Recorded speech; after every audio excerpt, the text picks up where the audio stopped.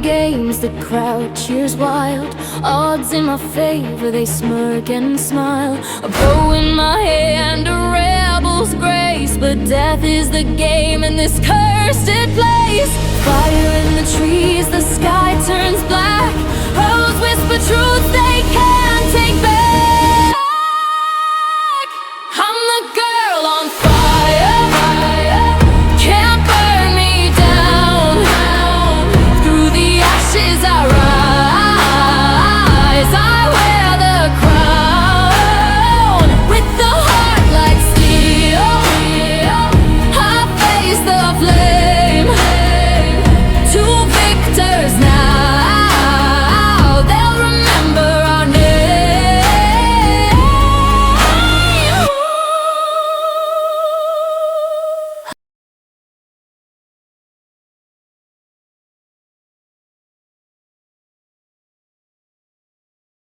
The impact with the hard-packed earth of the plane knocks the wind out of me.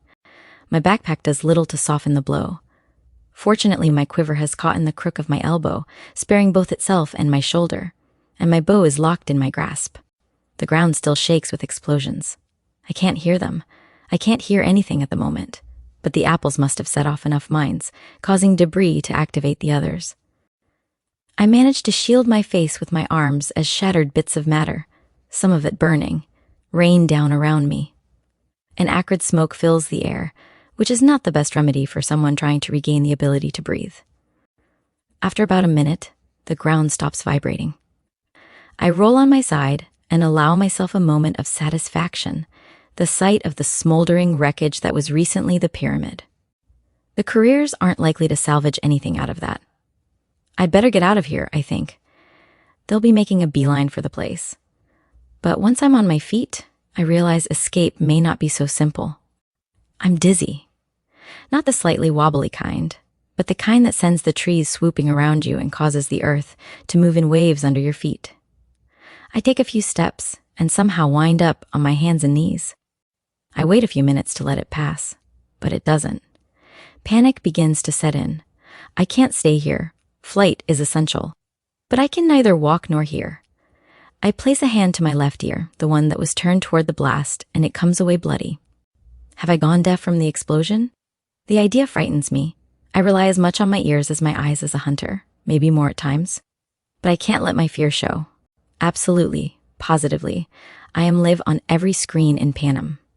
No blood trails, I tell myself, and manage to pull my hood up over my head, tie the cord under my chin with uncooperative fingers. That should help soak up the blood. I can't walk, but can I crawl? I move forward tentatively. Yes, if I go very slowly, I can crawl. Most of the woods will offer insufficient cover. My only hope is to make it back to Rue's copse and conceal myself in greenery. I can't get caught out here on my hands and knees in the open.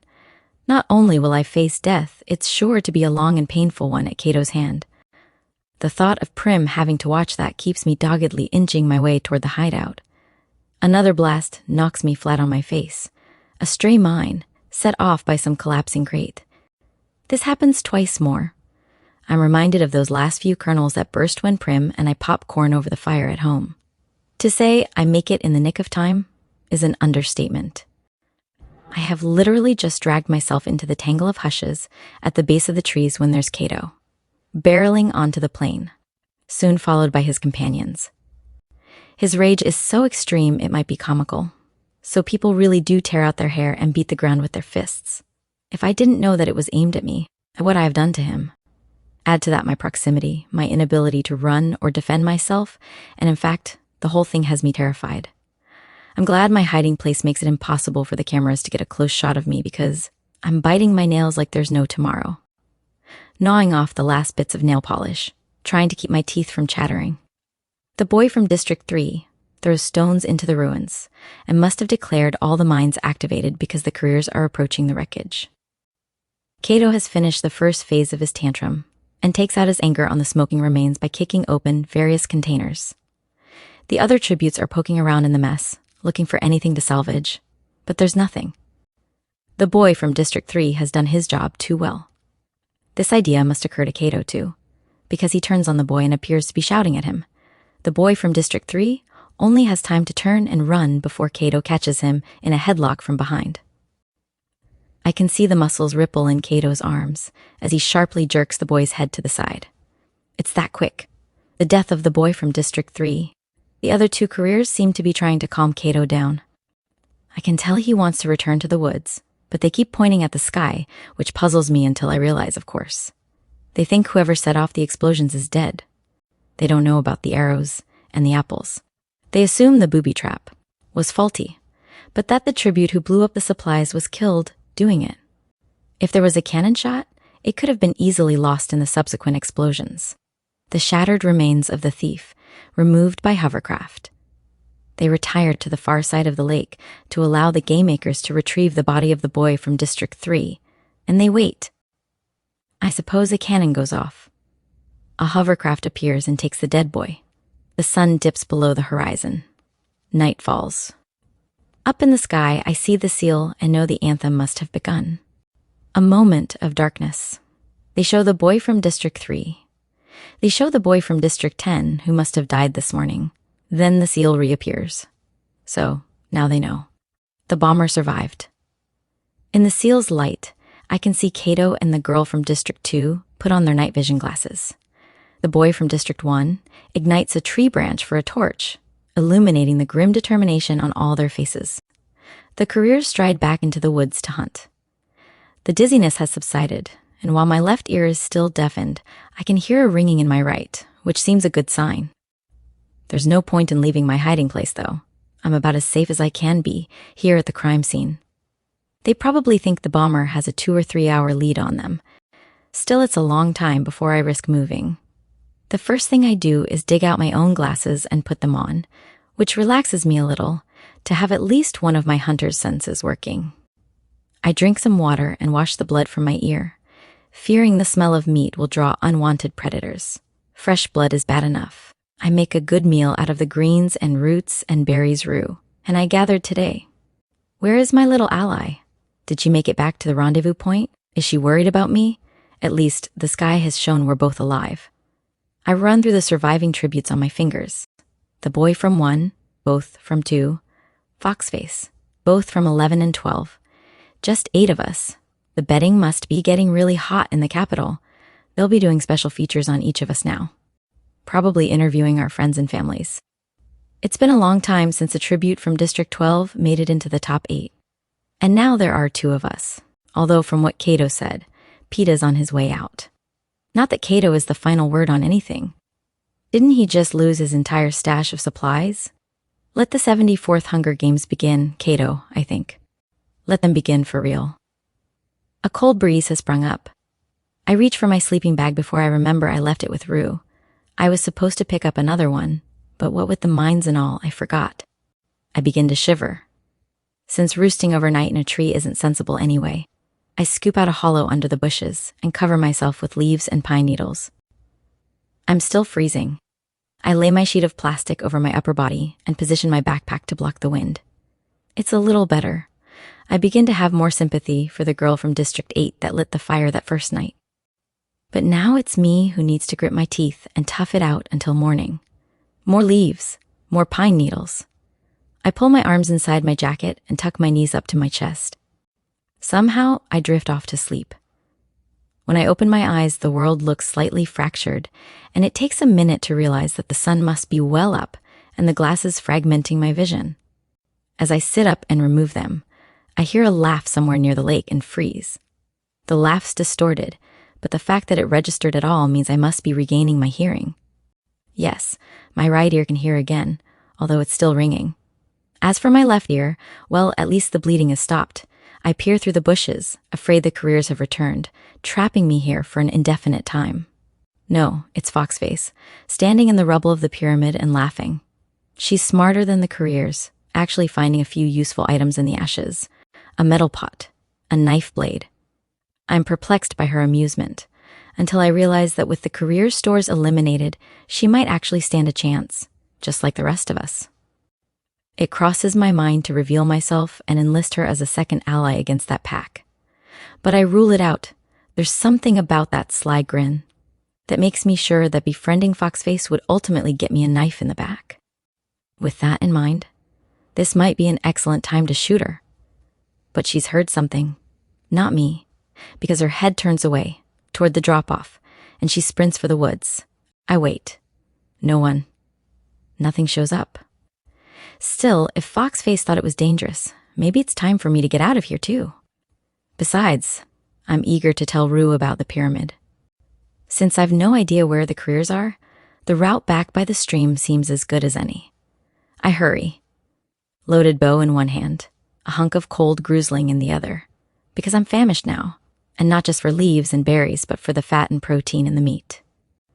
The trip to the stream is uneventful. Once there, I refill my water and wash, taking particular care with my injured ear. Then I travel uphill using the stream as a guide. At one point, I find boot prints in the mud along the bank. The careers have been here, but not for a while. The prints are deep because they were made in soft mud, but now they're nearly dry in the hot sun. I haven't been careful enough about my own tracks, counting on a light tread and the pine needles to conceal my prints. Now I strip off my boots and socks and go barefoot up the bed of the stream. The cool water has an invigorating effect on my body, my spirits. I shoot 2 fish, easy pickings in the slow-moving stream, and go ahead and eat one raw, even though I've just had the grusling. The second I'll save for Rue. Gradually, subtly, the ringing in my right ear diminishes until it's gone entirely. I find myself pawing at my left ear periodically, trying to clean away whatever deadens its ability to collect sounds. If there's improvement, it's undetectable. I can't adjust to deafness in the ear. It makes me feel off-balanced and defenseless to my left. Blind even. My head keeps turning to the injured side, as my right ear tries to compensate for the wall of nothingness, where yesterday there was a constant flow of information.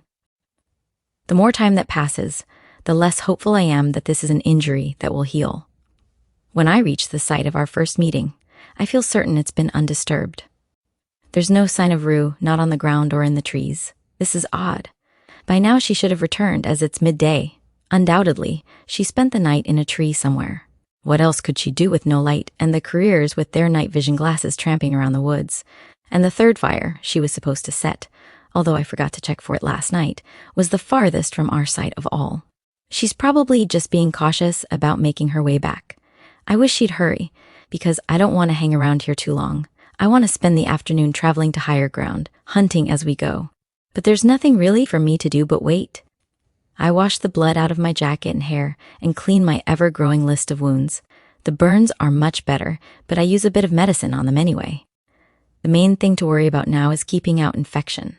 I go ahead and eat the second fish. It isn't going to last long in this hot sun, but it should be easy enough to spear a few more for Rue. If she would just show up. Feeling too vulnerable on the ground with my lopsided hearing, I scale a tree to wait. If the career show up, this will be a fine place to shoot them from. The sun moves slowly. I do things to pass the time. Chew leaves and apply them to my stings that are deflated but still tender. Comb through my damp hair with my fingers and braid it. Lace my boots back up. Check over my bow and remaining 9 arrows. Test my left ear repeatedly for signs of life by rustling a leaf near it, but without good results. Despite the grusling and the fish, my stomach's growling. And I know I'm going to have what we call a hollow day back in District 12. That's a day where no matter what you put in your belly, it's never enough. Having nothing to do but sit in a tree makes it worse, so I decide to give in to it. After all, I've lost a lot of weight in the arena. I need some extra calories. And having the bow and arrows makes me far more confident about my future prospects. I slowly peel and eat a handful of nuts, my last cracker, the grusling neck. That's good, because it takes time to pick clean. Finally, a grusling wing and the bird is history. But it's a hollow day, and even with all that, I start daydreaming about food. Particularly the decadent dishes served in the capital. The chicken in creamy orange sauce, the cakes and pudding, bread with butter, noodles and green sauce, the lamb and dried plum stew. I suck on a few mint leaves and tell myself to get over it. Mint is good because we drink mint tea after supper often. so it tricks my stomach into thinking eating time is over. Sort of. Dangling up in the tree, with the sun warming me, a mouthful of mint, my bow and arrows at hand. This is the most relaxed I've been since I've entered the arena. If only Rue would show up, and we could clear out. As the shadows grow, so does my restlessness. By late afternoon, I've resolved to go looking for her. I can at least visit the spot where she set the third fire and see if there are any clues to her whereabouts. Before I go, I scatter a few mint leaves around our old campfire. Since we gathered these some distance away, Rue will understand I've been here, while they'll mean nothing to the careers. In less than an hour, I'm at the place where we agreed to have the third fire, and I know something has gone amiss. The wood has been neatly arranged, expertly interspersed with tinder, but it has never been lit. Rue set up the fire, but never made it back here. Somewhere between the second column of smoke I spied before I blew up the supplies, and this point, she ran into trouble. I have to remind myself she's still alive. Or is she? Could the cannon shot announcing her death have come in the wee hours of the morning when even my good ear was too broken to pick it up? Will she appear in the sky tonight? No? I refuse to believe it. There could be 100 other explanations. She could have lost her way, run into a pack of predators or another tribute, like Thresh, and had to hide. Whatever happened, I'm almost certain she's stuck out there, somewhere between the second fire and the unlit one at my feet. Something is keeping her up a tree. I think I'll go hunt it down. It's a relief to be doing something after sitting around all afternoon. I creep silently through the shadows, letting them conceal me. But nothing seems suspicious. There's no sign of any kind of struggle, no disruption of the needles on the ground. I've stopped for just a moment when I hear it. I have to cock my head around to the side to be sure, but there it is again. Rue's 4-note tune coming out of a mockingay's mouth. The one that means she's all right. I grin and move in the direction of the bird. Another just a short distance ahead picks up on the handful of notes. Rue has been singing to them, and recently. Otherwise, they'd have taken up some other song. My eyes lift up into the trees, searching for a sign of her. I swallow and sing softly back, hoping she'll know it's safe to join me. A mockingjay repeats the melody to me, and that's when I hear the scream. It's a child's scream, a young girl's scream. There's no one in the arena capable of making that sound except Rue. And now I'm running, knowing this may be a trap, knowing the 3 careers may be poised to attack me, but I can't help myself. There's another high-pitched cry, this time my name. Katniss! Katniss! Rue! I shout back, so she knows I'm near. So they know I'm near, and hopefully the girl who has attacked them with tracker jackers and gotten an 11 they still can't explain will be enough to pull their attention away from her. Rue, I'm coming.